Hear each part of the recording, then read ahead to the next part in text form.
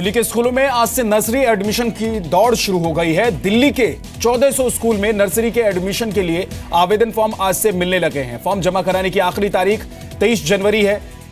ये school admission को लेकर अपने क्राइटेरिया खुद बना सकते हैं। हालांकि पिछले साल सरकार की तरफ से खारिज किए गए 51 क्राइटेरिया को ये लागू नहीं कर सकते, जिसमें पेरेंट्स एजुकेशन, पेरेंट्स प्रोफेशन, उम्र, मौखिक टेस्ट या फिर इंटरव्यू भी शामिल है। डायरेक्टरेट ऑफ एजुकेशन ने कहा है कि बाकी 285 स्कूलों के लिए एडमिशन प्रक्रिया का ऐलान बाद में किया जाएगा। हालांकि इससे पहले सरकार ने कहा था कि डीडीए की जमीन पर बने स्कूलों को सिर्फ डिस्टेंस क्राइटेरिया के आधार पर एडमिशन लेना होगा। जी मीडिया संवाददाता पवन नारा हमारे साथ जुड़ गए हैं। पवन, क्या इन तमाम क्राइटेरिया के बारे में स्कूल इस बार ध्यान रखने वाले हैं, या पिछली बार जिस तरीके से हमने देखा था कि पेरेंट्स परेशान होते रहे थे, इस तरह इस बार भी परेशानी उतनी ही रहने वाली है?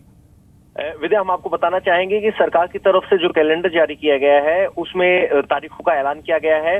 पिछले साल जो शर्तें रखी थी, जिसमें कहा गया था कि स्कूल इस बात पे तय नहीं करेंगे कि माँ बाप कितने पढ़े हुए हैं, या फिर उसके माँ बाप का प्रोफेशन क्या है, या फिर बच्चे का ओरल टेस्ट हुआ या नहीं, ये सब जो है पहले ही लिस्ट आउट किए जा चुके हैं सरकार के द्वारा, जिसको हाई कोर्ट ने भी अप होल्ड किया था। और उसके बाद अब वो जो पिछली बातें थी वो वैलिड है। 51 कैटेगरीज, सब कैटेगरीज नहीं बना सकते, उनके बिना जो जो ऑप्शन स्कूलों के पास है वो बना सकते हैं। तो देखना होगा कि कैटेगरीज, या कहें कि जो क्राइटेरिया है उन्होंने क्या तय किया है, वो देखना होगा। और दूसरी बात ये कि फिलहाल 285 स्कूलों को इस कैलेंडर से दूर रहने के लिए कहा गया है कि जब तक एलजी नई नोटिफिकेशन नोटिफाई नहीं करते, ये वो 285 स्कूल हैं जो डीडीए की लैंड पर बने हैं, जिन्हें रियायती दरों पर जमीन मिली थी, और इनमें सरकार चाहती है कि दूरी ही इकलौता क्राइटेरिया हो, यानी जो स्कूल के करीब रहता है उसे वहां पढ़ने का पहला हक मिले। और इस बारे में गाइडलाइंस बना के एलजी नोटिफिकेशन के लिए गई हुई है, और जब तक एलजी नोटिफाई नहीं करता वो लागू नहीं होंगी। और इसीलिए दिल्ली सरकार ने ये नोटिस जारी किया है 19 दिसंबर को कि 285 स्कूल अभी एडमिशन ना दें जो सरकारी जमीन पर बने।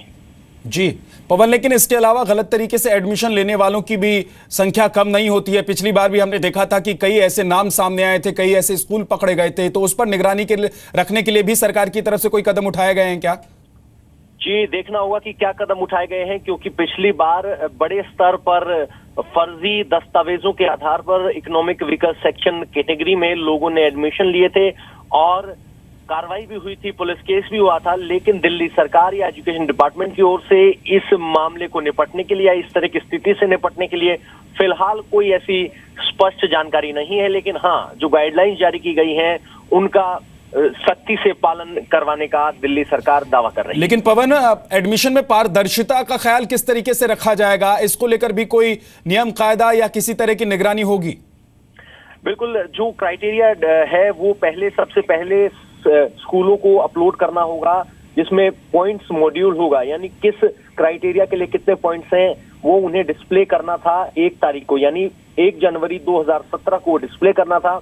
उसके बाद ही 2 तारीख यानी सोमवार, आज से ये प्रोसेस शुरू होगा और 23 तारीख तक फॉर्म जो है एक्सेप्ट किए जाएंगे, जिसके बाद पहली, दूसरी और तीसरी लिस्ट डिक्लेयर की जाएगी ड्रॉ के बाद। तो कोशिश यही है कि पॉइंट्स टेबल रखा जाए, पेरेंट्स के सामने ड्रॉ किया जाए, इस तरह की पारदर्शिता की कोशिशें की जा रही हैं।